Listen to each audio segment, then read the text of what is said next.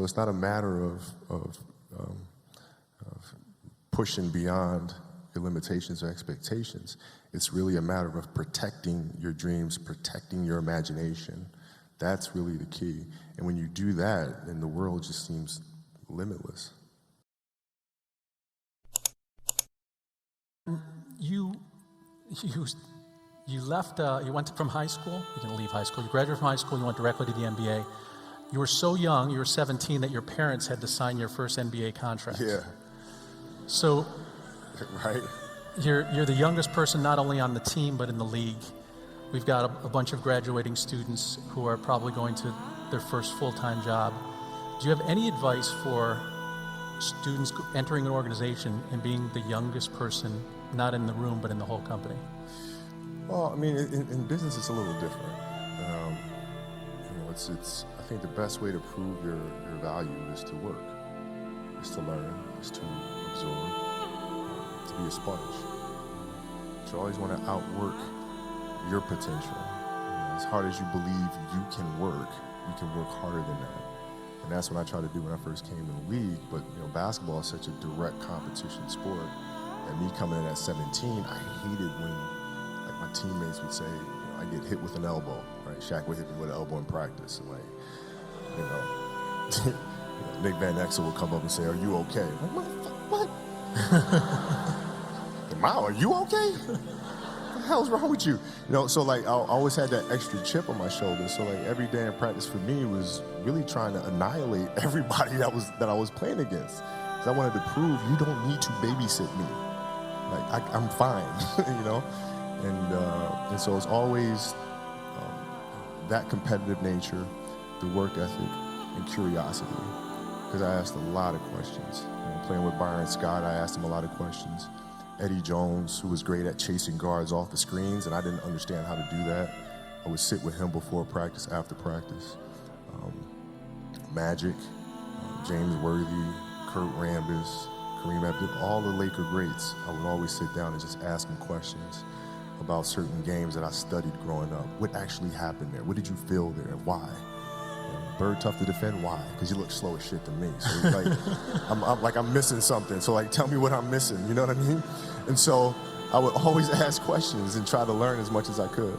No, it's weird. Let's dive into your mindset, because I really think that you have so many things that translate beyond sports. When we talk about mindset and beliefs, we talk about limiting beliefs as sort of being the ceiling of your potential. How you think about yourself, whether positively or negatively, that's probably what your potential is. How do you stretch your beliefs and make sure you are continually pushing the boundaries of your comfort zone and your capabilities? I just dream.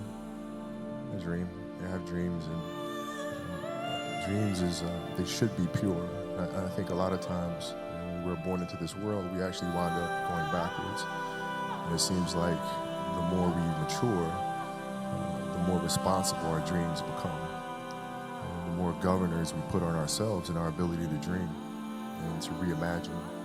And it's always a fight for us parents and for you guys to make sure that your dreams always stay pure. And when you set your dreams, a lot of times, especially in business and entrepreneurship, you have a big vision, and people will instantly start asking you how you'll do it.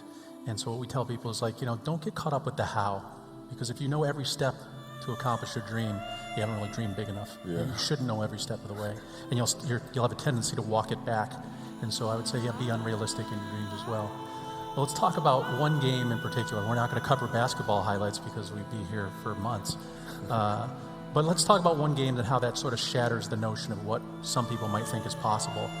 In 2006, against the Toronto Raptors, you scored 81 points, which is second only to Wilt Chamberlain's 100 points. No one has really come close to your total since. People have been in the 60s, including you. You went 28 of 46 shooting, 18 of 20 free throws. You scored 55 in the second half and 28 of your team's final 31 points. There's the scorebook above us that shows the scorebook. And the answer to the trivia question, who was the second leading scorer of that game, is Smush Parker.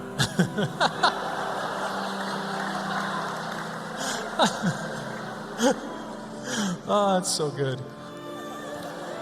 So What are you at, 4? he had 13. He had 13. But it was something that if you were watching it, it just kept building. Now you know why I had to score 81.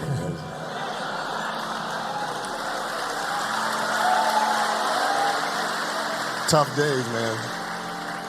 That was tough. If you do look at that lineup, you do understand it. See, that's, I'm not even going to. But at the time, the owner of the Lakers, Jerry Buss, said it was like watching a miracle happen. And for those of us who watched it on TV or were there, it really was one of those things you just couldn't believe was possible. Did you during the game, did you have to sort of like reset your beliefs? I know Lamar Odom was saying you can't get 60, right. You can't get 70. Or did you just let it flow and whatever happened, happened? Or were you really like gunning for numbers? No, I always dreamed as a kid that, it was possible to score 80 or 90 or 100. I always just like, had a dream. Like sometimes you lay down in bed and you visualize things. And you just kind of, that's at least how I would go to sleep. I'd lay down, I'd imagine playing for the Lakers, and I'd imagine what the uniforms look like. I'd imagine where we'd be playing, and, the smell of the arena and all sorts of stuff. And I would see myself, getting hot, score 10 straight points. But in a dream, like, why would you ever interrupt that? Like, you're not going to have a dream and be like, okay, then he misses his next 6. Like, it's not going to happen.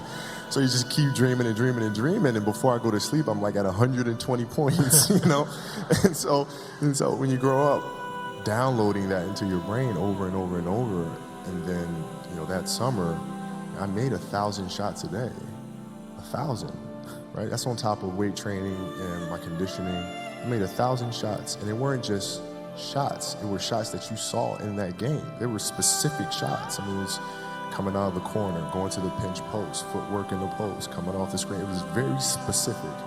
So when you download that into your system, when you go out in the court and you're just executing things that you've done thousands of times before, and you have that dream, then that becomes possible.